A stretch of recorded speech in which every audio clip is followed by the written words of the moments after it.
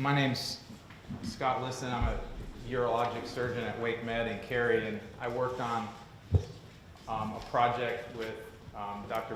Patel, who's a radiologist at Duke, and Dr. Dan Barzana, who is a vascular surgeon in Wilmington. Before I get started, a mentor of mine back in my junior residency days says, no urologist worth his or her salt begins any sort of talk without a joke. So I have to begin with some humor. So an internist, a pathologist, and a surgeon go duck hunting. And they go out to the blind, out on the eastern coast of the state, and they're sitting in the blind and they're calling the ducks in. Wah, wah, wah, wah. And a beautiful, big flock of mallards come just right toward their blind, right toward the decoys. And the internist pops up, aims his gun at the ducks, but doesn't shoot. He's looking at the ducks, and he's looking at his gun, and he's looking at the ducks, and the ducks fly on.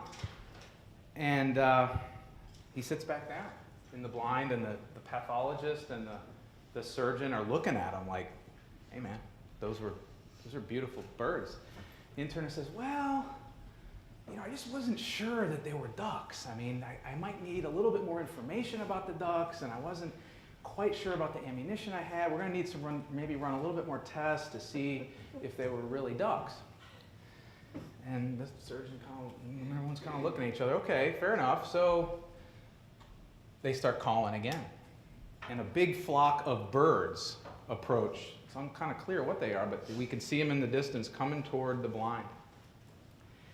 The surgeon stands up, boom, boom, boom, boom, unloads his shotgun into this big flock of birds. There's gun smoke everywhere, and shells and feathers and blood and whatnot. He sits back down, kicks his heels up, looks at the pathologist and goes, now get on out there and tell me if those are ducks or not. Okay. So my apologies to any internists in the audience. So our project was entitled North Carolina Physician Attitudes Toward the Affordable Care Act and the Drive Toward Value-Based Reimbursement. Our physicians really on board. Oh boy. All right. Here we go.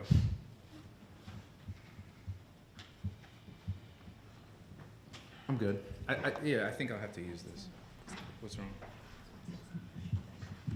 Okay. With the passage of the Patient Protection and Affordable Care Act on March 23, 2010, President Obama spearheaded the most significant regulatory overhaul of the United States healthcare system since the passage of Medicare and Medicaid in 1965. This is not working, guys. We'll just adapt and overcome here. This legislation's stated objectives were to improve healthcare outcomes, lower costs, and improve the distribution and accessibility of healthcare across the country. A cornerstone of this landmark piece of legislation is a planned change to physician reimbursement. Instead of the traditional fee-for-service model, which rewards physicians for patient volume, the ACA plans to stimulate an eventual transition to pay-for-performance or value-based purchasing models of reimbursement. In theory, this shift would incentivize physicians to emphasize the quality of their work over the quantity. However, what do physicians really think about it? Are they really on board with these ideas? Do they believe in quality metrics? And do they believe that the metrics will improve the care they deliver to their patients? The purpose of this project was to assess the healthcare provider attitudes in our state regarding the ACA, which, to no surprise, has become quite controversial and also somewhat divisive as the largest overhaul of the healthcare system in the U.S. since the 1960s.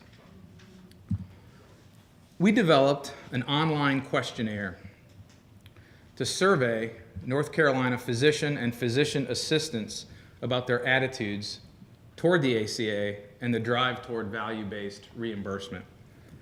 The questionnaire was distributed to the North Carolina Medical Society listserv using SurveyMonkey and yielded a purposeful sample of 701 physician and physician assistant responses.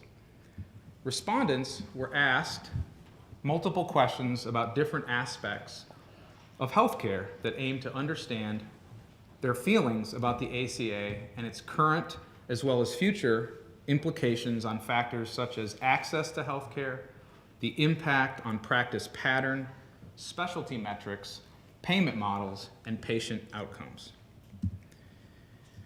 The majority of the respondents in our survey were male physicians. 82% of total respondents have been in practice between 10 and over 20 years. In terms of specialty, roughly 34% of respondents were primary care physicians.